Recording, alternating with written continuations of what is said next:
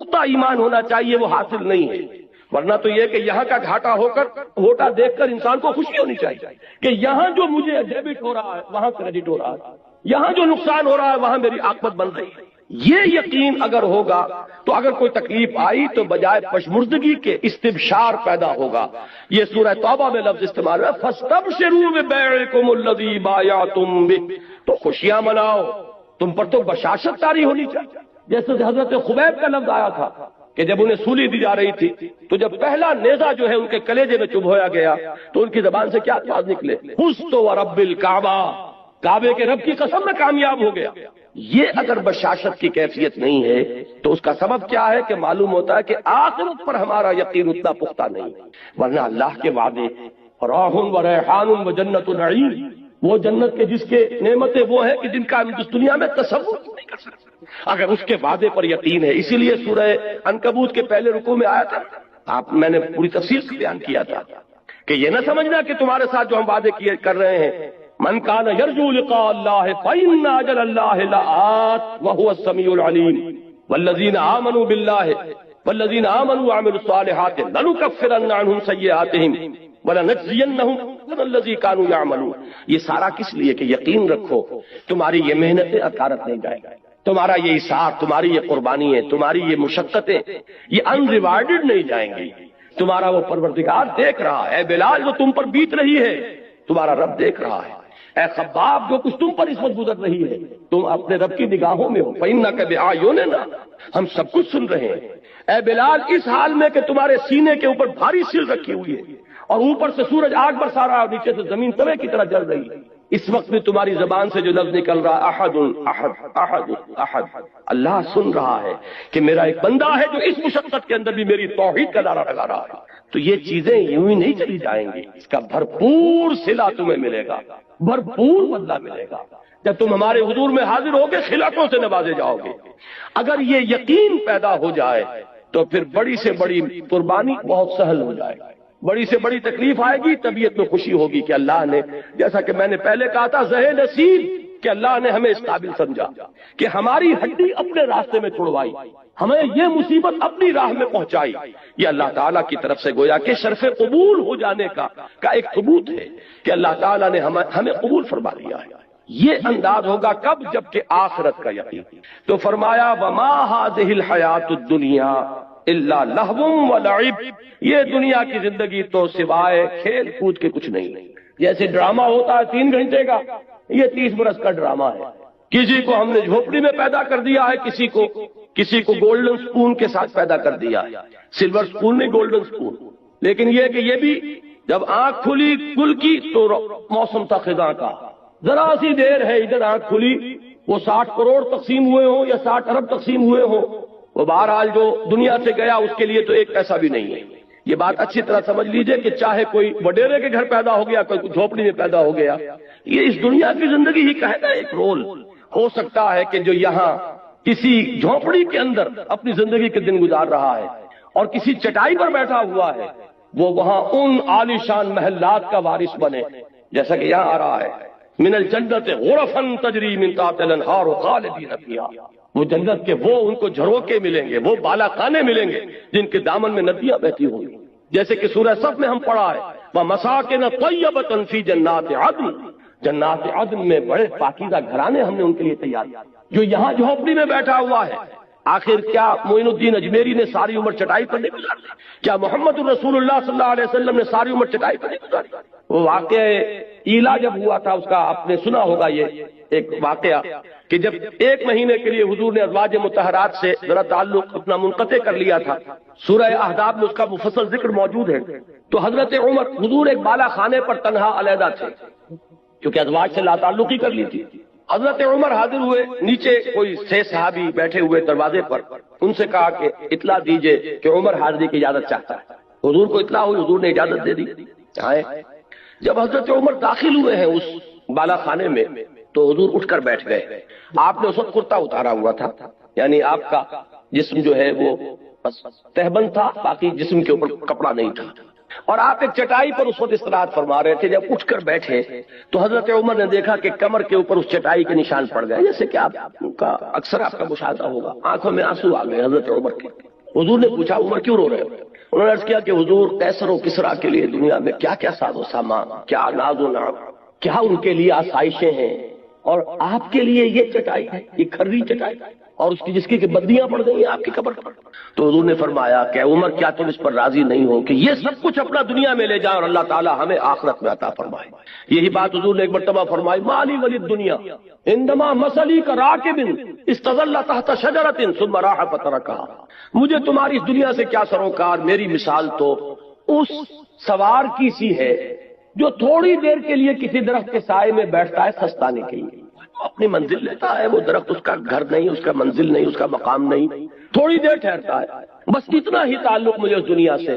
اسی لیے آپ نے فرمایا ہے کہ کن فی الدنیا کانک غریب و عابر سبیل، دنیا میں ایسے رہو جیسے راہ چلتے مسافر ہو یا اجنبی ہو، یہ محسوس ہو کہ یہ یہاں کا باسی نہیں ہے، یہ یہاں کی سوچ ہی نہیں رہا، یہاں پھیلنے پھولنے پھلنے کی فکر ہی نہیں کرتا، یہ کہیں اور اس کا دل ٹکا ہوا ہے، کہیں اور اٹکا ہوا ہے۔ یہ اگر آپ کے وجود سے اس کا ظہور نہ ہو رہا ہو تو اس کے معنی یہ ہے کہ ایمان بالآخرہ جیسے کہ اس کا حق ہے وہ آپ کے دل میں نہیں ہے، آپ کے وجود میں سرایت نہیں کر چکا ہے۔ تو یہ آیت نوٹ کیجئے، وما هذه الحیات الدنیا الا لہو ولعب۔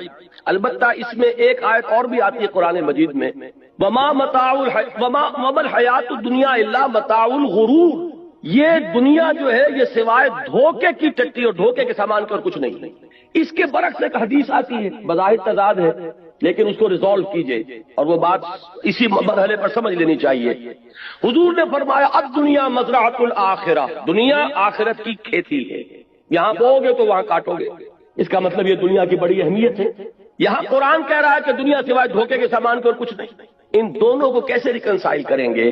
اگر یہ دنیا تمہیں آخرت سے غافل کر دے تو یہ دھوکے کی ٹٹی، پھر تو یہ دھوکے کا سامان ہے، لیکن آخرت کو مقصود بنا کر دنیا میں محنت کرو گے تو یہی آخرت کی کھیتی ہے کہ یہاں بو گے تو وہاں کاٹو گے، اگر یہاں کچھ بویا نہیں تو کاٹو گے کیا وہاں جا کر؟ اس اعتبار سے بندہ مومن کو اپنی زندگی کا ایک ایک لمحہ بہت قیمتی نظر آتا ہے، اس لیے کہ اس ایک لمحے میں اسے وہ کام کرنا ہے جس کا نتیجہ اس ابدی زندگی میں نکلے گا جس کو کبھی ختم نہیں ہونا۔ اس اعتبار سے ہمارا ہر مومن ہر لمحہ امر ہے، اس لیے کہ پوٹینشل نتیجے کے اعتبار سے یہ امر ہے، یہ ختم ہونے والا نہیں ہے، اس لیے کہ اس کے نتائج اس زندگی میں نکلیں گے کہ جس کے لیے کوئی انتہا نہیں۔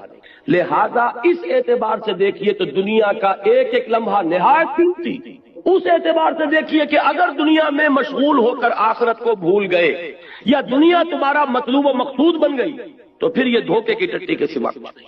وما الحیات الدنیا الا متاع الغرور، ان دونوں چیزوں کو ذہن میں رکھیے۔ فرمایا وما هذه الحیات الدنیا الا لهو ولعب وان الدار الاخرة لهي الحیوان لو كانوا يعلمون، اور اصل زندگی تو آخرت کی زندگی ہے، کاش کہ انہیں معلوم ہوتا۔ اب آئیے اوپر والی آیات، اس میں خاص طور پر ہجرت کا حکم دیا جا رہا ہے، اور بلکہ حکم نہ کہیے ہجرت کا اشارہ کیا جا رہا، رہنمائی دی جا رہی ہے۔ یہ ہجرت جو ہے جس کا یہاں ذکر ہو رہا ہے یہ ہجرت حبشہ ہے۔ یہ حضور کی سیرت کا جو مکی دور ہے اس کا یہ ابتدائی مرحلہ پھر سمجھ لیجئے۔ آپ نے 3 سال دعوت دی، جو کہ خفیہ دعوت تو نہیں تھی، کوئی انڈر گراؤنڈ موومنٹ نہیں تھی، لیکن یہ کہ برملا اعلان کے ساتھ بھی نہیں تھی، from person to person, personal contact سے دعوت بڑھ رہی ہے۔ تیسرے سال میں وہ آیت نازل ہوئی کہ فاصدع بما تؤمر، اب ڈنکے کی چوٹ کہو اے محمد جس کا کہ تمہیں حکم ہوا ہے۔ تو آپ نے پہلی مرتبہ کوہ صفا پر کھڑے ہو کر آپ نے واہ صبا ہا کا نعرہ لگایا، لوگوں کو جمع کیا اور پھر اپنی دعوت پیش کی۔ پہلے 3 سال اور یہ چوتھا سال، اس میں حضور کے خلاف صرف زبانی اقدام ہوا، پاگل کہہ دیا کسی نے، مجنون کہہ دیا کسی نے، کچھ کہہ دیا، لیکن چوتھے سال میں آ کر بات شروع ہو گئی فزیکل پرسیکیوشن، ستاؤ انہیں، مارو انہیں، بھوکا رکھو انہیں، گھروں میں بند کر دو انہیں۔ جو نوجوان تھے انہیں گھروں میں بند کر دیا گیا۔ حضرت عثمان رضی اللہ تعالیٰ عنہ کو ان کے چچا نے ایک چٹائی کے اندر لپیٹ کر اور دھواں دے دیا کہ دم نکلنے لگا گھٹن کی وجہ سے۔ کسی کو گھر سے نکال دیا گیا، مادر ذات برہنہ مصعب بن عمیر رضی اللہ تعالیٰ عنہ، مادر ذات برہنہ گھر سے نکال دیا گیا۔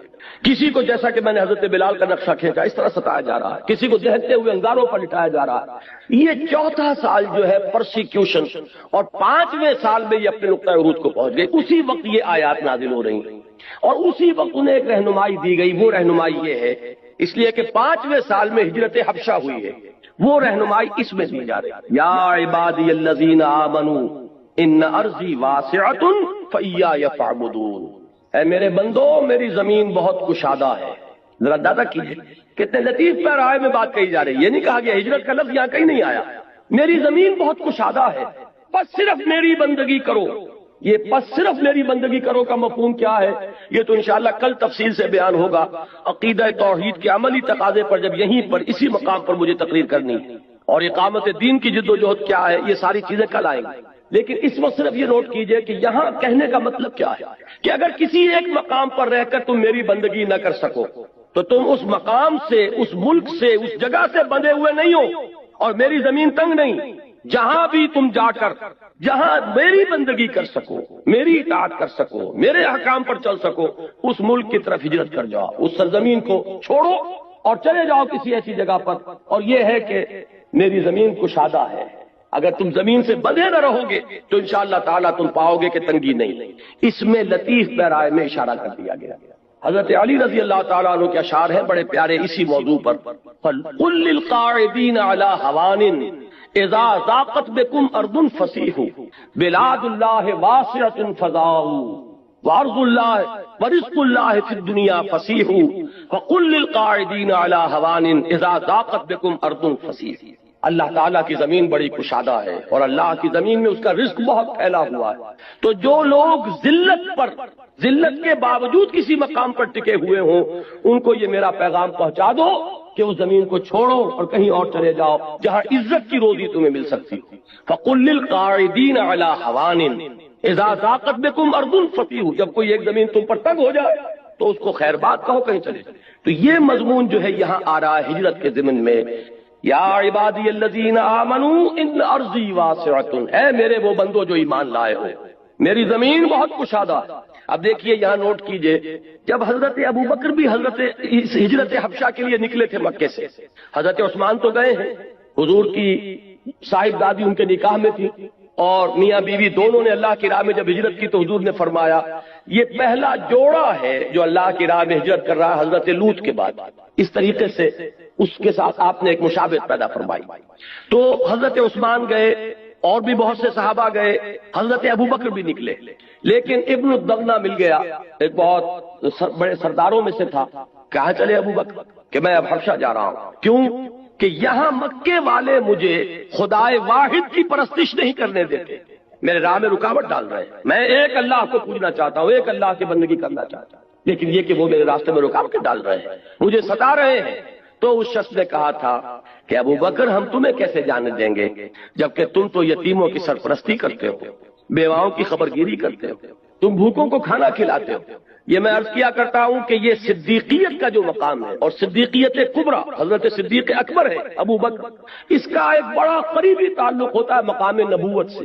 یہی الفاظ کہے تھے حضرت خدیجہ رضی اللہ تعالی عنہا نے جب حضور پر پہلی وحی نازل ہوئی ہے اور حضور پر ایک خوف کسی کیفیت طاری تھی، اور حضور نے یہاں تک الفاظ فرمائے کہ خشیت علی نفسی، مجھے تو اپنی جان کا خطرہ ہے، کتنی بھاری ذمہ داری مجھ پر آ گئی ہے، یہ اتنا بگڑا ہوا معاشرہ، اب اس کو میں دعوت دوں، توحید کی دعوت، توحید کا نعرہ یہاں لگانا جہاں عین خانہ کعبہ میں 360 بت رکھے ہوئے ہوں، تو خشیت علی نفسی، مجھے تو اپنی جان کا خطرہ۔ تو حضرت خدیجہ نے جو تسلی دی تھی ان کے الفاظ یہی تھے، اللہ آپ کو ہرگز ضائع نہیں کرے گا، آپ یتیموں کی سرپرستی فرماتے ہیں، بیواؤں کی خبرگیری کرتے ہیں، آپ مسافروں کی مہمان نوازی کرتے ہیں، آپ غریبوں کی مدد کرتے ہیں، اللہ آپ کو ضائع نہیں فرمایا۔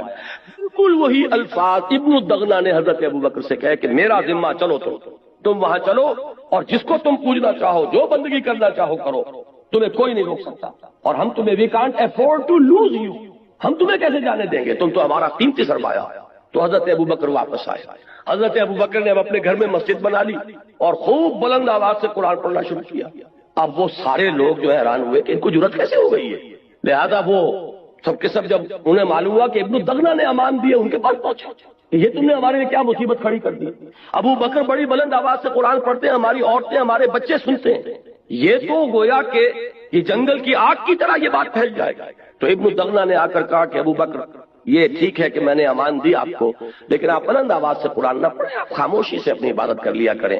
ابو بکر نے کہا یہ تمہاری امان تمہیں مبارک ہو، میں تو جو بھی اللہ کا حکم ہے اس کو بربرا دیا۔ بہرحال میں نے یہاں یہ عرض کیا ہے کہ بالکل یہی بات حضرت ابو بکر نے فرمائی تھی کہ یہاں کے لوگ مجھے خدائے واحد کی عبادت نہیں کرنے دیتے، اس لیے میں اس سرزمین کو خیر بات کہہ رہا ہوں، ورنہ کیا ابو بکر کو مکے کی زمین سے محبت نہ تھی؟ کیا حضور جب ہجرت کر کے جا رہے تھے، آپ کو یاد ہوگا کہ جب خانہ کعبہ سے خطاب کیا تھا حضور نے کہا کعبہ مجھے تجھ سے انتہائی محبت ہے، لیکن کیا کروں کہ یہاں کے لوگ مجھے رہنے نہیں دیتے۔ تو انتہائی محبت ہوتی ہے انسان کو اس سرزمین سے کہ جہاں وہ پیدا ہوا ہو، پلا ہو، بڑھا ہو، پھر جہاں خانہ کعبہ ہے، جن لوگوں کی باطنی آنکھیں کھل چکی ہوں انہیں تو معلوم ہے کہ کتنی بڑی قیمتی شے ہے یہ کہ جو ہمیں حاصل ہے، لیکن یہ کہ خدائے واحد کی بندگی یہ ان تمام چیزوں سے عظیم تر ہے۔ لہذا اگر مکے کی سرزمین بھی تم پر تنگ ہو گئی ہے کہ تم یہاں اللہ کا کلمہ سربلند نہیں کر سکتے تو اس کو خیر بات۔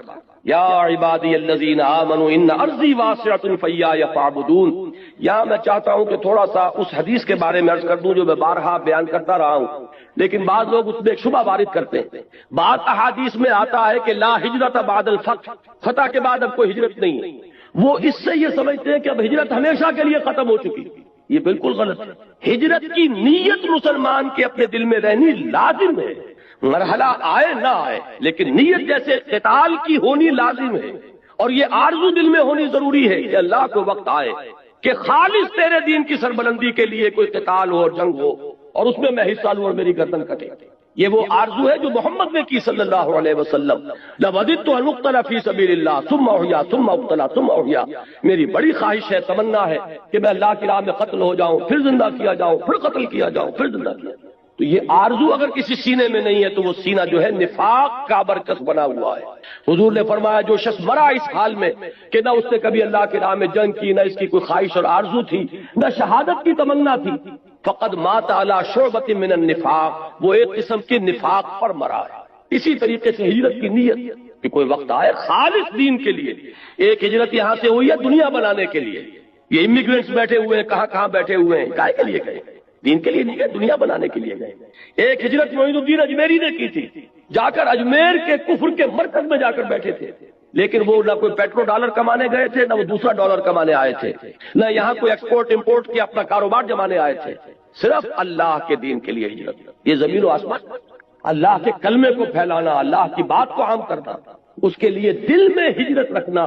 تو وہ جو حدیث آتی ہے کہ آمرکم بخمس، اے مسلمانوں میں تمہیں 5 باتوں کا حکم دیتا ہوں، یہ بالکل دائمی شے ہے، بالجماعت والسمع والطاعت والہجرت والجہاد فی سبیل اللہ۔ ان 5 چیزوں کا لزوم کہ کوئی نہ کوئی جماعتی شکل ہونی چاہیے، یا تو وہ جماعت قائم ہو ایک خالص اسلامی ریاست تو وہی اصل جماعت ہے، اگر نہیں ہے تو اس کو قائم کرنے کے لیے کوئی جماعت، اس کے اندر تمہیں شامل ہونا چاہیے۔ بغیر جماعت کے کوئی زندگی جو ہے وہ اسلامی زندگی نہیں ہوگی۔ پھر جماعت بھی سم و اطاعت والی جماعت کے سنو اور اطاعت کرو، ڈھیلی ڈھالی جماعت نہیں، 4 آنے کی ممبری والی جماعت نہیں۔ اور پھر یہ کہ جماعت کیا کرے گی؟ ہجرت اور جہاد۔ اور ہجرت کہاں سے شروع ہو جاتی ہے؟ پوچھا گیا کہ ایو الہجرت افضل یا رسول اللہ، اے اللہ کے رسول یہ بتائیے سب سے اعلیٰ اور افضل ہجرت کون سی ہے؟ فرمایا ان تہجر ما کرہ ربک، یہاں سے ہجرت شروع ہو گئی، ہر اس چیز کو چھوڑ دو جو تمہارے رب کو پسند نہیں۔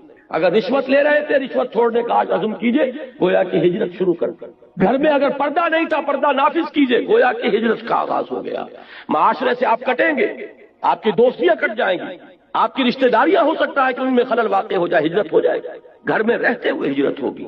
جیسے حضرت عمر کی دعا مجھے یاد آئی، انہوں نے دعا کہ اللہ مجھے شہادت کی موت عطا فرما، لیکن وہ میری موت تیرے نبی ہی کے شہر میں واقع، اس لیے کہ میرے کندھے پر خلافت کا بوجھ ہے، میں اس کو چھوڑ کر کہیں جا نہیں سکتا۔ کتنی خواہش ہوتی ہوگی حضرت عمر کے دل میں پیدا کہ میں بھی کہیں محاذ جنگ پر جاؤں۔ اور ایک موقع پر جبکہ غالباً ایران کے محاذ پر کچھ ریورسلز ہو گئے تھے، کچھ مسلمانوں کو مشکلات پیش آئی تھی، تو حضرت عمر نے ارادہ بھی کر لیا تھا کہ میں جاؤں، میں خود جاؤں گا اب محاذ پر۔ حضرت علی نے روکا کہ آپ کیا کر رہے ہیں؟ چکی اسی وقت تک چلتی ہے جبکہ اس کا وہ دھرا قائم رہے، آپ کے گرد تو یہ پورا نظام چل رہا ہے، یہ جو درمیان کی کلی ہے اس کلی کے ہٹ جانے سے تو چکی ہٹ جائے گا، لہذا آپ یہاں سے نہ ہٹیے۔ یہ اس قدر حکیمانہ مشورہ تھا حضرت علی رضی اللہ تعالیٰ عنہ کا جو حضرت عمر نے سنا۔ لیکن کتنی آرزو ہوگی اس کا آپ اندازہ کر لیجیے۔ تو انہوں نے یہ تمنا کی کہ اللہ مجھے شہادت کی موت عطا فرما، لیکن میری وہ موت تیرے نبی ہی کے شہر میں واقع۔ چنانچہ وہی ہوا۔ ابن ملجم کو نہیں، ابو لولو فیروز کا جو خنجر پیوست ہوا ہے تو وہی مدینے میں مسجد نبوی میں نماز پڑھاتے ہوئے ہوا ہے۔ تو یہ بات جو ہے دل میں یہ آرزو رکھنا ضروری۔ اسی طرح ہجرت، اسی طرح قتال، اللہ کی راہ میں شہادت کی آرزو اور اللہ کی راہ میں ہجرت کی تمنا سے یہ سیدھا کبھی خالی نہیں ہونا چاہیے، لیکن ہو وہ دین کے لیے، اللہ کے کلمے کی سربلندی کے لیے۔ باقی دنیا کے لیے ہجرت تو سب کرتے ہیں، قومیں ادھر سے ادھر آتی ہیں، آریہ آ گئے تھے کہاں سے چل کر ہندوستان۔ تو یہ جو ہے معاشی ہجرت اور دنیا کی اور آسائشوں کے لیے ہجرت، وہ تو دنیا میں ہوتی رہتی ہے۔ اصل ہجرت وہ کہ جو دین کے لیے ہو، تو اس کا اشارہ کر دیا گیا۔ یہ ہجرت حبشہ سن 5 میں واقع ہو گئی، سن 5 نبوی میں۔ یا عبادی الذین آمنوا ان ارضی واسعۃ فیایا فاعبدون کل نفس ذائقۃ الموت ثم الینا ترجعون۔ ہر ذی نفس کو موت کا مزہ چکھنا ہے۔ یہ وہی ایمان بالآخرہ۔ دنیا عارضی ہے، فانی ہے۔ یہاں کا بڑے سے بڑا نقصان بھی بہت ہی عارضی اور فانی ہے، یہاں کا بڑے سے بڑا نفع بھی بہت ہی عارضی اور فانی ہے۔ جو سورہ تغابن میں ہم نے پڑھا تھا کہ ذالک یوم التغابن، ہار اور جیت کے فیصلے کا دن تو وہ ہے یوم القیامہ۔ نفع اور نقصان کے فیصلے کا دن تو وہ ہے، کون گھاٹے میں رہا کون نفع میں رہا، وہ تو اس روز طے ہوگا۔ والذین آمنوا وعملوا الصالحات، اور وہ لوگ جو ایمان لائیں اور نیک عمل کریں۔ یہ میں پہلے تفصیل سے بیان کر چکا ہوں کہ عمل الصالحات سے مراد کیا ہے۔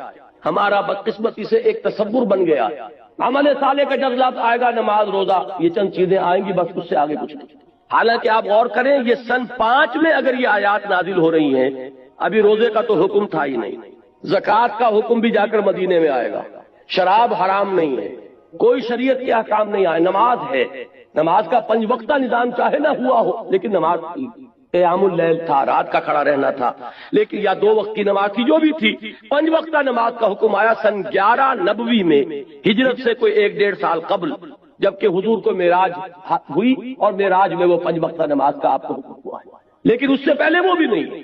تو معلوم یہ ہوا کہ عمل صالح سے مراد ہے ایمان کے عملی تقاضے، جو جس وقت تقاضا ہے، اور جبکہ ایمان کا تقاضا ہے کہ اللہ کے دین کے لیے گردن کٹوائی جائے تو وہ ہوگا عمل صالح کی تفسیر۔ اب یہاں ایمان کا تقاضا کیا تھا؟ اس ایمان کی دعوت کو عام کرنا، پھیلانا۔ مکے میں جو ایمان لاتا تھا وہ کیا کرتا تھا؟ آپ بتائیے۔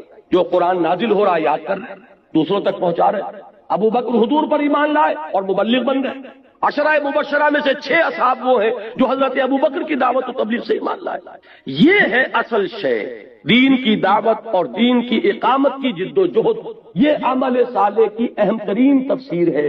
لیکن بدقسمتی سے جو تصور ہمارا بن چکا ہے، اس میں جہاں ایمان کے بعد عمل صالح آئے گا، ہمارے ذہن میں ایک خاص نقشہ بنا ہوا ہے، اسی نقشے کو ہم اپنے ذہن میں ریڈ کر کے آگے نکل جائیں گے۔ اس لیے میں نے یہ وارن کرنا 2 مرتبہ وہاں آیا تھا پہلے رکوع میں، والذین آمنوا وعملوا الصالحات لنکفرن عنہم سیئاتہم ولنجزینہم احسن الذی کانوا یعملون والذین آمنوا وعملوا الصالحات لندخلنہم فی الصالحین۔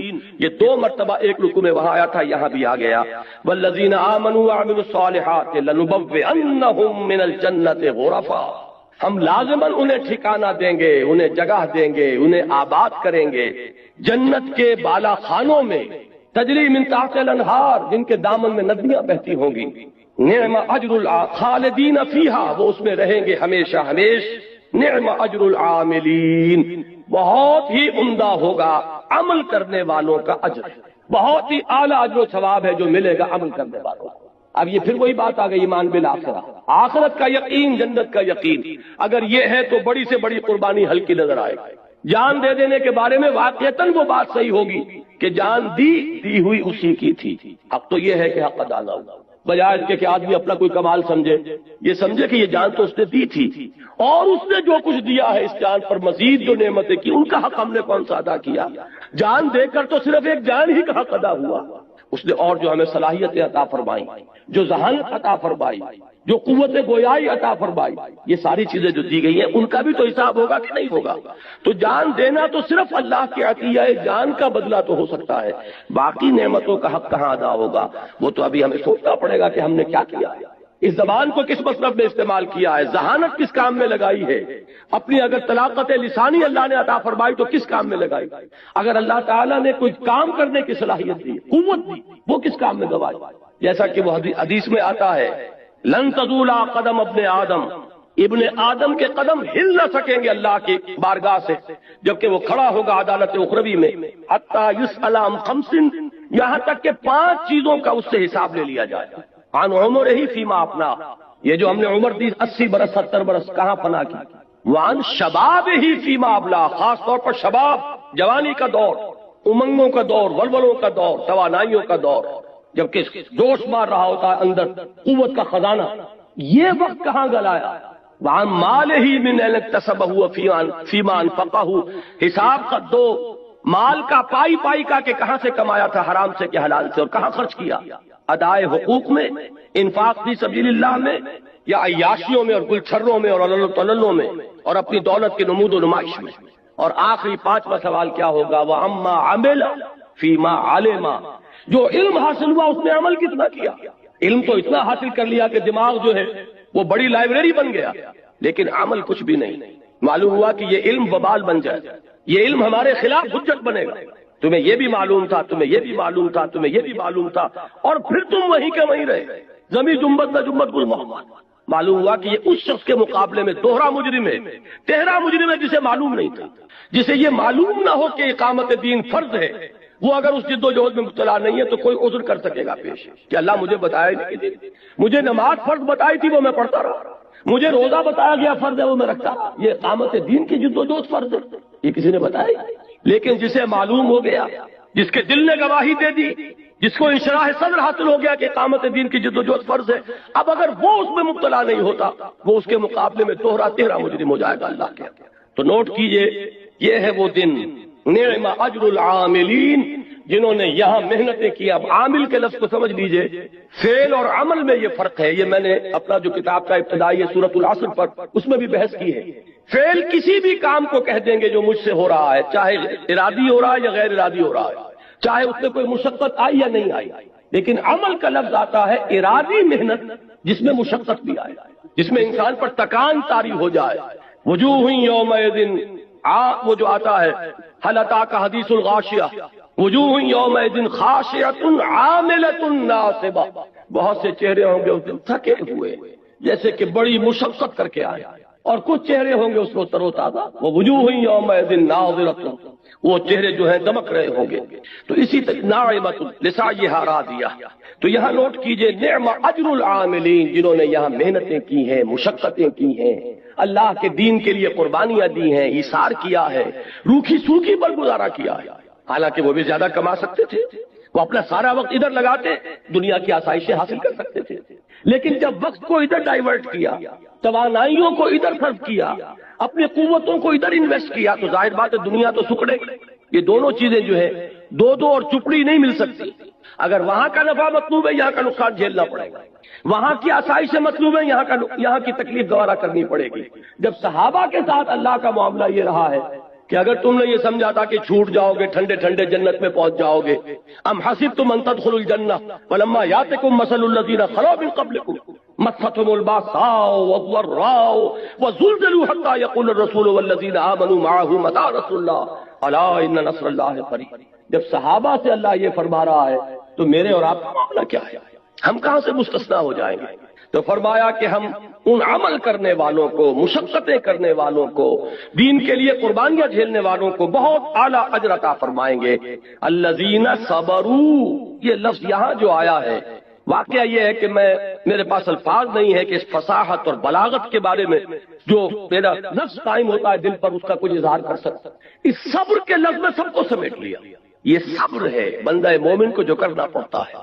دنیا کی لذتیں ود ان ریچ نظر آ رہی ہیں، ذرا محنت کروں تو یہ میں حاصل کر سکتا ہوں، صبر کرتا ہے کہ نہیں، مجھے اپنی محنت اور توانائی ادھر لگانی، ادھر سے مصیبت آ رہی ہے، نظر آ رہی ہے، بچنے کے لیے بھی نظر آ رہا ہے راستہ۔ ایک کلمہ کفر اگر کہہ دیتے حضرت یاسر اور حضرت سمیہ رضی اللہ تعالیٰ عنہما جان بچ جاتی، لیکن نہیں، انہوں نے صبر کیا، جھیلا، جان دے دی، کلمہ کفر زبان سے نکالنا گوارا نہیں کیا۔ حالانکہ یہ جان لیجئے دین میں حرام نہیں ہے، جان بچانے کے لیے کلمہ کفر کہہ دینا حرام نہیں ہے، اس کی قرآن مجید میں صراحت کے ساتھ اجازت دی گئی۔ کہ دل میں اگر کفر کا اثر نہ آئے تو زبان سے کلمہ کفر کہہ کر جان بچا لی جائے تو اس کی اجازت ہے، لیکن یہ رخصت کہلائے گی، عزیمت نہیں کہلائے گی۔ عزیمت یہ کہلائے گی کہ گردن کٹ جائے، لیکن زبان سے کوئی کلمہ جو ہے حق کے خلاف نہیں نکالنا۔ اب یہ چیزیں جو ہے یہ سب صبر تو ہے، صبر علی الطاعہ، صبر عن المعصیہ، صبر علی المصیبہ، یہ سارے کے سارے جو ہے صبر ہے۔ صبح کا وقت ہے، نیند آ رہی ہے، ٹھنڈی ہوا چل رہی ہے، نماز کا وقت ہے، ادھر سے اللہ کی پکار ہے، ادھر سے نفس جو ہے استراحت کا طالب ہے۔ اگر وہ صبر کا مادہ نہیں ہے تو کیسے اٹھے گا؟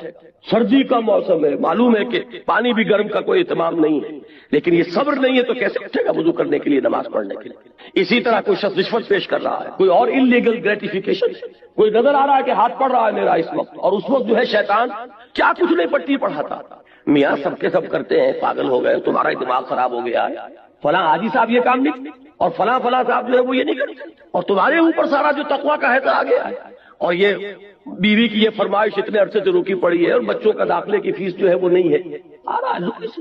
اس وقت نفس اپنا پورا زور لگاتا ہے، شیطان پورا زور لگاتا ہے، اس وقت بندہ مومن کو روکنے والی چیز یہی صبر ہے۔ صبر عن المعصیہ، صبر علی الاطاعہ، اطاعت پر صبر کرنا، معصیت سے صبر کرنا، امتحان پر صبر کرنا، ثابت قدم رہنا، ڈٹے رہنا، گردن کٹ جائے لیکن قدم پیچھے نہ ہٹے، یہ سب صبر ہے۔ تو یہاں دیکھیے اس پورے کردار کو ایک لفظ میں سمو دیا، الذین صبروا، وہ لوگ کہ جنہوں نے صبر کی روش اختیار کی، وعلی ربہم یتوکلون، اور جو اپنے رب پر توکل کرتے رہے، سارا بھروسہ، سارا تکیہ، سارا دار و مدار اللہ پر۔ اس میں وہ بھی ہے، اس صبر کا دیکھیے غور کیجئے گا کہ ایک بے صبری یہ بھی ہوتی ہے کہ جلدی سے کچھ ہو جائے، مجھے نتیجہ نکلنا چاہیے، اگر سیدھی انگلیوں سے گھی نہیں نکلنا تو ٹیڑھی انگلیوں سے نکالو، یہ بھی بے صبری۔ صبر کرو اور سہج اور صحیح طریقے پر دعوت کے کام کو آگے بڑھاؤ۔ کہیں صرف یہ آدمی جو ہے کسی طرح یہ راضی ہو جائے تو چلو کچھ لے دے کر معاملہ کر لو، کچھ تھوڑی سی کمپرومائز کا ایٹیچیوڈ اختیار کر لو، یہ نہیں۔ کوئی نہ مانے تمہیں حق کہنا ہے اور حق ہی کہنا ہے، اس میں باطل کی کوئی آمیزش نہیں آنے دینی ہے۔ کیوں کہا گیا حضور سے یہ لن ترضی عنک الیہود ولا النصارى حتی تتبع ملتہم، اے نبی یہ یہودی اور یہ نصارہ یہ آپ سے ہرگز راضی نہیں ہوں گے یہاں تک کہ آپ خود ان کی پیروی کریں، یہ تو چاہیں گے کہ آپ ان کے پیچھے لگے تو آپ سے راضی ہوں گے۔ تو آپ تو جو بھی بات آپ حق جو آپ پر نازل کیا گیا اس کو کہتے رہیے، ڈنکے کی چوٹ اسی کا اعلان کیجیے۔ کل انشاءاللہ تعالیٰ اس موضوع پر بھی تفصیل سے گفتگو ہوگی۔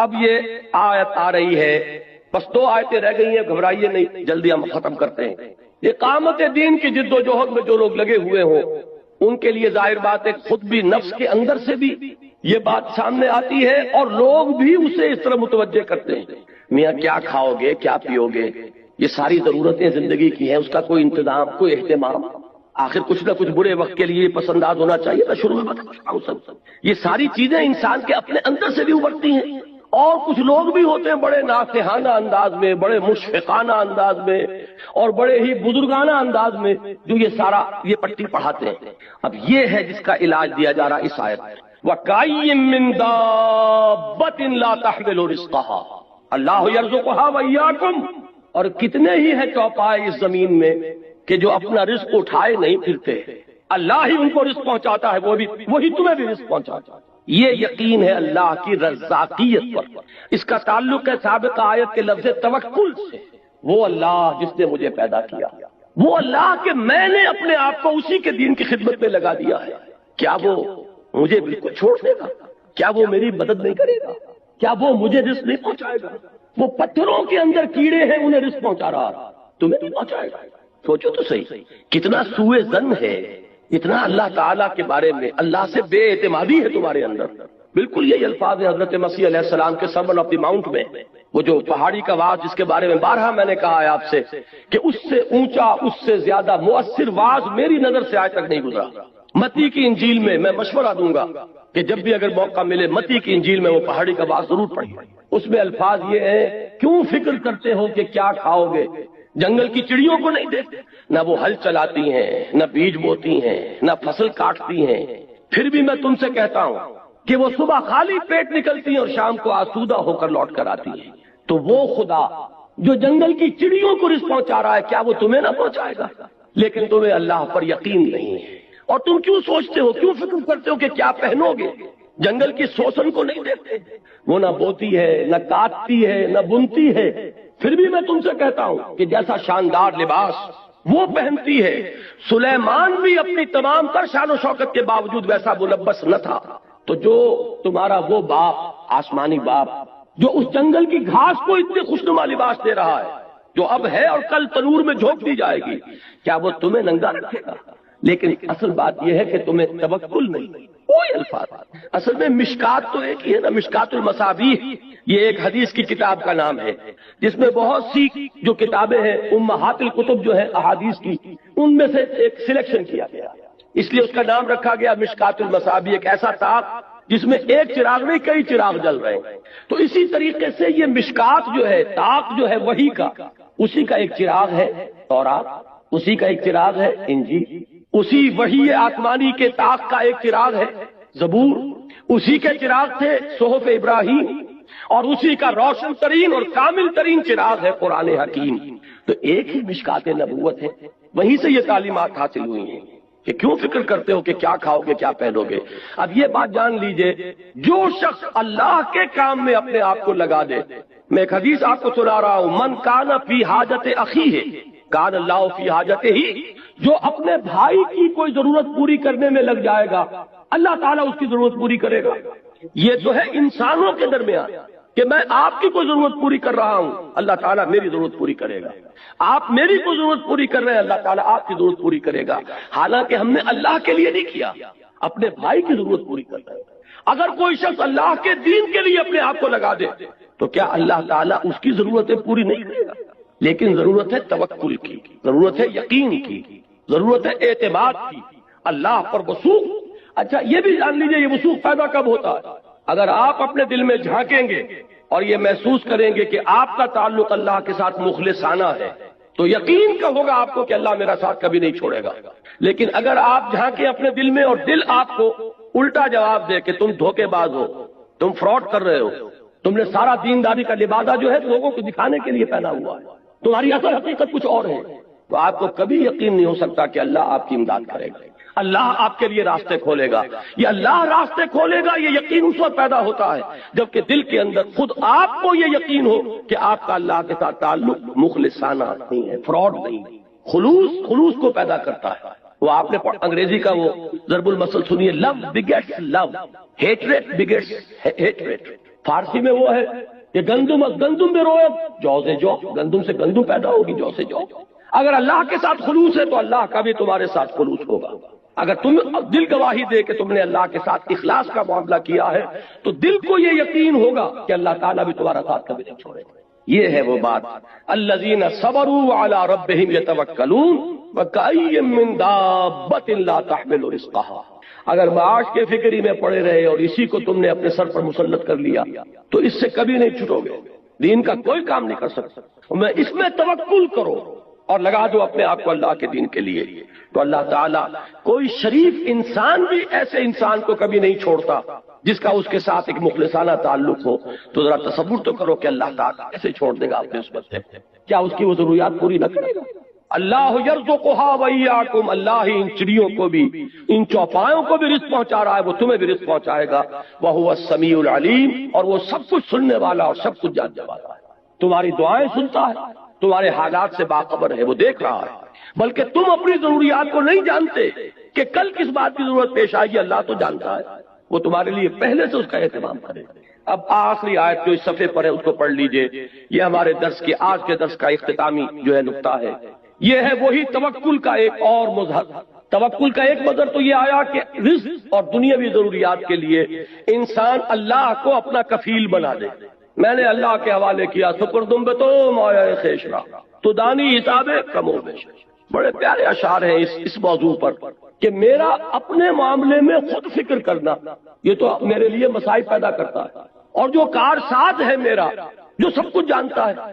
دیکھیے اپنے ایک مسئلے کو میں حل کرنے کی کوشش کر رہا ہوں، میرا علم محدود ہے لہذا میں غلطی بھی کر سکتا ہوں، بجائے اس کو حل کرنے کو اور الجھا لوں گا۔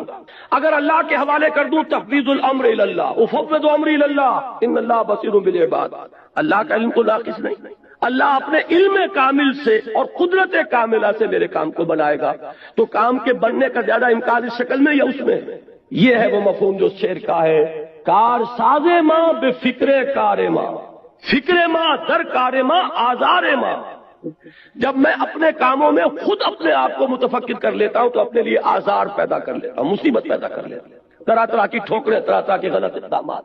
تو فکر ماں در کار ماں آزار ماں، کار ساز ماں بے فکر کار ماں۔ میرا کار ساز اگر وہ میرے کام کی فکر میں ہے تو اس سے زیادہ میرے لیے اطمینان کی بات کیا ہو؟ لیکن وہ کب فکر کرے گا؟ جب تم اس کے دین کی فکر کر رہے ہو، تم اس کے لیے اپنے آپ کو لگا دو، تمہارے معاملات کو اپنے ذمے لے لے گا۔ تو اللہ تعالیٰ جس کا کفیل بن جائے، اب اس کے لیے کوئی چنتا، کوئی فکر، کوئی پریشانی ہوگی۔ ایک مظہر تو یہ ہے توکل کا، اور آخری مظہر یہ ہے اللہ کی مدد کا اتنا پختہ وعدہ یہاں آ رہا ہے، والذین جاہدوا فینا لنہدینہم سبلنا۔ یہ میں پہلے بیان کر چکا ہوں سورہ عنکبوت کے پہلے رکوع کے درس میں۔ عربی زبان میں کسی چیز کی تاکید کے لیے اس سے زیادہ اسلوب کوئی نہیں۔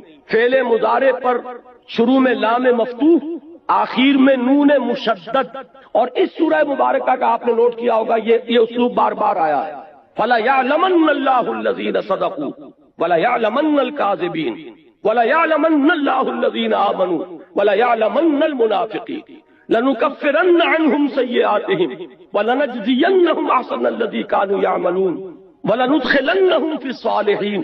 یہ اتنی مرتبہ تو وہاں آیا تھا، آج کے درس میں بھی آیا تھا، لَنُبَوِّئَنَّهُمْ مِنَ الْجَنَّةِ غُرَفًا، ہم لازماً انہیں جگہ دیں گے جنت کے بالا خانوں میں۔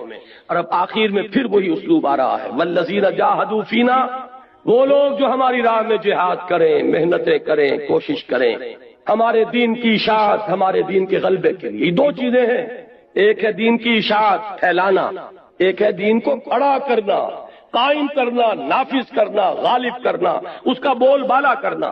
اس پر میری تفصیلی تقریر ہوگی پرسوں انشاءاللہ تعالی۔ یہ دین کا کھڑا کرنا کیا ہے، اس کے لیے آج کی اصطلاح اسلامی انقلاب، پاکستان میں اسلامی انقلاب کیا، کیوں اور کیسے، یہ میرا پرسوں کی تقریر کا موضوع ہے جو مسجد بطحا نارتھ ناظم آباد میں ہوگی۔ کل کا یہیں پر جو پروگرام ہے اسی وقت، وہ وقت کا مجھے بتا دیا جائے، اس کا کوئی تعین انہوں نے اور کیا ہو تو۔ جی 7 بجے ہے کل کا وقت، 7 بجے یہاں پھر میری تقریر ہے، توحید کے عملی تقاضے۔ یہ میں کل کی تقریر اور پرسوں کی تقریر کے بارے میں اس لیے ذکر کر رہا ہوں کہ آپ ابھی سے طے کر کے اٹھیں کہ ان دونوں اجتماعات میں بھی شرکت فرمائیں۔ یعنی کہ پتہ نہیں کہ کب تک یہ مہلتیں میرے پاس ہیں، کب تک یہ توانائی ہے، کب تک یہ صحت ہے، کب تک اللہ تعالیٰ کی طرف سے یہ مواقع حاصل ہیں۔ تو یہ مضامین جو ہے مجھ سے سن لیجئے، پھر غور کیجئے، سوچئے کہ آج اب کہ اللہ تعالیٰ آپ حضرات کو اپنے اس دین کے غلبے کی جد و جہد کے لیے قبول فرما۔ یہ میرے نزدیک سب سے بڑی کامیابی ہے جو انسان کو حاصل ہو سکتی ہے اس دنیا میں، اللہ تعالیٰ اسے قبول فرما لے اپنے دین کی خدمت اور اس کے غلبے کی جد و جہد۔ اس میں یہ فرمایا والذین جاہدوا فینا۔ اب دیکھیے جو حدیث میں نے سنائی تھی، آمرکم بخمس بالجماعت والسمع والطاعت والہجرت والجہاد فی سبیل اللہ، آج کے سبق میں ہجرت کا ذکر بھی آ گیا۔ یا عبادی الذین آمنوا ان ارضی واسعۃ فایایا فاعبدون کل نفس ذائقۃ الموت ثم الینا ترجعون والذین آمنوا وعملوا الصالحات لنبوئنہم من الجنۃ غرفا۔ اور اب جہاد کا ذکر آ گیا جس پر یہ سورت ختم ہو گئی۔ والذین جاہدوا فینا، وہ لوگ جو جہاد کریں ہماری راہ میں۔ اور جہاد 2 کاموں کے لیے ہوگا، دین کا پھیلانا اور دین کا غالب کرنا۔ اس کے لیے محنت، اس کے لیے کوشش، دامے درمے سخنے، اس کے لیے قلم سے انسان لکھ رہا ہے تو وہ بھی جہاد ہے، زبان سے کہہ رہا ہے وہ بھی جہاد ہے، تنہائی میں جا کر کسی کو سمجھا رہا ہے وہ بھی جہاد ہے، کسی اپنی تنظیم کے اجتماع میں شرکت کر رہا ہے وہ بھی جہاد ہے، اس میں مال خرچ ہو رہا ہے وہ انفاق فی سبیل اللہ ہے۔ تو یہ جان لیجئے جہاد بہت براڈ بیس ہے، قتال جو ہے اللہ کی راہ میں جنگ، یہ اس کا کلائمیکس ہے، اس کی چوٹی۔ ایک مثلث کو ذہن میں رکھیے کہ اس کا بیس ہے اور پھر دونوں سائڈز جو ہے وہ جا کر اوپر ایک نقطے پر مل جاتا ہے۔ یہ بیس جہاد ہے اور وہ قتال فی سبیل اللہ ہے۔ بیس جو ہے بہت براڈ ہے، جو کوشش، جو محنت، جو جد و جہد اللہ کے دین کے پھیلانے یا قائم کرنے کے لیے ہو رہی ہے وہ جہاد فی سبیل اللہ ہے۔ البتہ اس کی آخری منزل قتال فی سبیل اللہ ہے، جو سورہ صف میں ہم پڑھ چکے۔ مقام محبوبیت وہی ہے، جو وہاں پہنچے گا وہ محبوب ہوگا اللہ کا۔ ان اللہ یحب الذین یقاتلون فی سبیلہ صفا کانہم بنیان مرصوص، یا اللہ تعالیٰ کو تو محبت اپنے ان بندوں سے ہے جو اس کی راہ میں جنگ کرتے ہیں صفے باندھ کر گویا کسی سے پلائی ہوئی دیوار۔ وہ لفظ جہاد ہے جس پر صورت ختم ہو رہی ہے، والذین جاہدوا فینا لنہدینہم سبلنا، انتہائی تاکید کے ساتھ وعدہ، ہم لازماً ان کی رہنمائی کریں گے اپنے راستوں کی طرف۔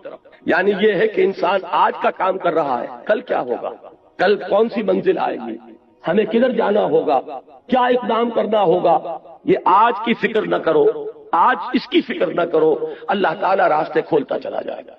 آج خلوص اور اخلاص کے ساتھ قدم بڑھا دو اور مستقبل کو اللہ کے حوالے کرو۔ اللہ کا پختہ وعدہ ہے، اگر تم خلوص کے ساتھ ہمارے راستے میں قدم بڑھاؤ گے، ہم رہنمائی کریں گے، ہم انگلی پکڑ کر لے جائیں گے، ہم راستہ دکھائیں گے۔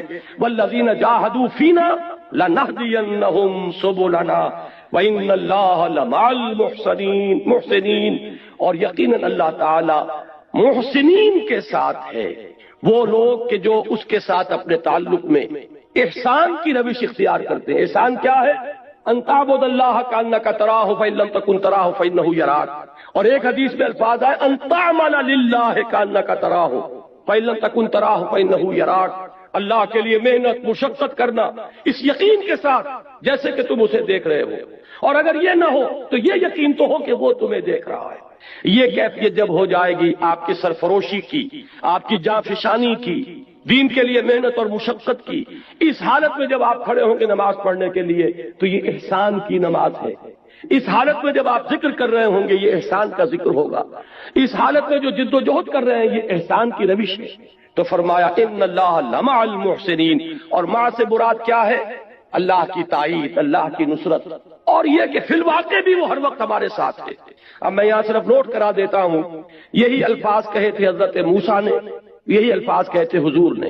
حضرت موسیٰ جب قوم کو لے کر نکلے ہیں اور آگے آ گیا سمندر اور پیچھے نظر آ رہا تھا کہ گرد و غبار کے بادل اڑ رہے ہیں، فرعون اپنے لشکر سمیت دوڑتا ہوا آ رہا ہے، پیچھا کر رہا ہے، تو وہ جو تھے کم ایمان والے لوگ جن کے دلوں میں ابھی ایمان داخل نہیں ہوا تھا، وَلَمَّا يَدْخُلِ الْإِيمَانُ فِي قُلُوبِكُمْ، کثیر تعداد ایسی تھی نا، یہی تو تھے جنہوں نے انکار کر دیا تھا قتال سے ہم جنگ نہیں کریں گے۔ انہوں نے کہا اِنَّا لَمُدْرَكُونَ، اے موسیٰ ہم تو پکڑے گئے مارے گئے۔ یہ کہاں مروایا تم نے؟ قرآن مجید میں تو یہ الفاظ نہیں ہے، لیکن تورات میں یہ الفاظ موجود ہیں کہ لوگوں نے موسیٰ کے خلاف جو ہے کہ اس سے تو بہتر تھا کہ ہم وہیں تھے، وہاں بہرحال غلامی تھی، مزدوری تھی، لیکن یہ کہ یہ تو اب ہمارے سب کو ہلاک کر دیں گے، یہاں پر تم نے ہمیں مروا دیا۔ اس وقت حضرت موسیٰ کا جواب کیا تھا؟ قرآن میں وہ الفاظ ہے کلا، ہرگز نہیں، ان معی ربی سیہدین، میرے ساتھ میرا رب ہے وہ مجھے راستہ دے گا۔ یہ یقین جو ہے یہ بھی اس راہ کے ہر کارکن کے لیے ضروری ہے۔ اللہ کی مدد، اللہ کی رضاتیت، ان دونوں چیزوں کا یقین جب ہوگا اور اللہ راستہ دکھائے گا، اللہ رہنمائی فرمائے گا۔ یہی بات میں نے عرض کیا کہ حضور نے فرمائی تھی غار ثور میں جب حضرت ابو بکر نے گھبرا کر کہا کہ حضور اگر ان میں سے کسی نے ایسے ہی جھانک لیا تب بھی ہم پکڑے جائیں گے، اس وقت حضور نے کیا فرمایا تھا؟ لا تحزن ان اللہ معنا، گھبراؤ نہیں ابو بکر، کوئی فکر نہ کرو، کسی تشویش کو اپنے قریب مت آنے دو، اللہ ہمارے ساتھ ہے۔ تو اللہ ساتھ ہے تو پھر کسی کا ڈر کیا ہے؟ اس پر یہ صورت ختم ہوئی وَإِنَّ اللَّهَ لَمَعَ الْمُحْسِنِينَ، اللہ تعالیٰ ان کا ساتھ دے گا جنہوں نے اپنا تن من دھن اس کے دین کے لیے وقف کر دیا ہو۔ کیا اللہ تعالیٰ ان کو بے یار و مددگار چھوڑ دے گا؟ نہیں، یقین رکھو، تمہارا دل ٹوٹ جانا چاہیے اس پر کہ اللہ تعالیٰ رہنمائی فرمائے گا، جہاں کوئی راستہ نظر نہیں آئے گا وہاں راستہ کھولے گا۔ یرزقہ من حیث لا یحتسب، وہاں سے تمہیں رزق پہنچائے گا جہاں سے تمہیں گمان تک نہیں ہوگا۔ لیکن یہ ساری چیزیں ضروری ہیں کہ اس کے لیے ایمان موجود ہو دل میں۔ یہ ہے وہ ہدایات، ذرا نوٹ کیجئے کن کو دی گئی؟ یہ سابقون الاولون کو ہدایات دی گئی۔ سن 5 تک کون ایمان لائے؟ 40-50 افراد ہوں گے، 60-70 ہوں گے، اس سے زائد نہیں۔ یہی وہ لوگ ہیں جو ہماری اس امت کا گل سرسبز جن کو کہنا چاہیے، السابقون الاولون، جو ابتدا میں ایمان لانے والے ہیں۔ لیکن ظاہر بات ہے وہ بھی انسان تھے، جب نیزہ لگتا تھا تکلیف ہوتی تھی، جب گھسیٹا جاتا تھا سنگلاخ زمین پر تو یہ نہ سمجھیے کہ بلال کو تکلیف نہیں ہوتی تھی، جب دہکتے ہوئے انگاروں پر لٹایا گیا ہے حضرت خباب کو، اور جب پیٹھ کی کھال جلی ہے اور چربی پگھلی ہے تو یہ نہ سمجھیے کہ انہیں تکلیف نہیں، تکلیفیں ہوئی۔ پھر یہ کہ وقتی طور پر ایک تشویش بھی پیدا ہونا فطری سی بات ہے، لیکن اگر یہ ہدایات سامنے ہو، اللہ تعالیٰ کی ان آیات بینات کو انسان اپنے دل اور دماغ میں بٹھا لے، اگر ان کی تلاوت کرتا رہتا ہو، اتل ما اوحی الیک من الکتاب واقم الصلاۃ، ان الصلاۃ تنہی عن الفحشاء والمنکر، تو اب اس میں صبر پیدا ہوگا، ثبات پیدا ہوگا. یہ بات کہ موت تو یقینی ہے اور یہ دنیا فانی ہے، یہ زندگی عارضی ہے اور وہ ابدی زندگی ہے، وہ ہمیشہ کی زندگی ہے. اس کا استحضار رہے گا تو یہاں کا بڑے سے بڑا نقصان بہت ہلکا نظر آئے گا، یہاں کی بڑی سے بڑی مصیبت بہت ہی ہلکی نظر آئے گی. یہ یقین ہو کہ اللہ رازق ہے تو کوئی فکر نہیں ہوگا کہ کل کیا کھاؤں گا اور کل کی کیا ضرورت ہوگی. یہ یقین ہو کہ میں جب اللہ کا ہو گیا تو اللہ تعالیٰ بھی اب میرا ساتھ کبھی نہیں چھوڑے گا، وہ ہر مرحلے پر رہنمائی فرمائے گا. یہ ہے کہ جس سے انسان کی ہمتیں بڑھیں گی.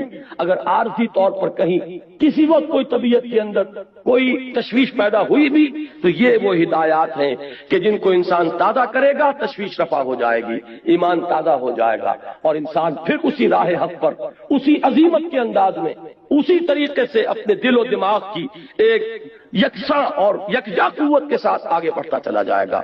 دعا کرتا ہوں کہ اللہ تعالیٰ مجھے اور آپ کو اس کی توفیق عطا فرمائے. ہمیں دین کے اس اسٹیٹک تصور، اس جامد تصور سے نکال کر دین کا یہ حرکی تصور، ڈائنامک کانسیپٹ جو ہے، دین کا انقلابی تصور، غلبہ دین کی جد و جہد اور آرزو اور اسے اپنی زندگی کا مقصد بنانے کی ہمیں توفیق عطا فرمائے اور ہمیں اس راہ پر چلائے. اب چند ذرا اکتوبر کو ہوگا، اکتوبر کا آخری سوموار. نمبر 4، شام الہدا کے ویڈیو کیسٹ کی ماہانہ نشست ہر ماہ کی پہلی جمعرات کو مکان نمبر 126A بلاک نمبر 1 نزد KMC اسکول ڈرک کالونی میں ہوتا ہے. جو لوگ اتنے فاصلے سے یہاں نہیں آ سکتے ان کے لیے یہ اہتمام کیا ہمارے ساتھیوں نے، یہ ویڈیو کیسٹ جو بن رہے ہیں یہ وہاں دکھائے جائیں. تو جو حضرات وہاں آس پاس رہتے ہیں اپنے دوستوں کو اطلاع دے سکتے ہیں، اور جو حضرات اس کا پتہ نوٹ کروانا چاہیں وہ باہر سے خاص طور پر اس کو نوٹ کر لیں اپنے پاس.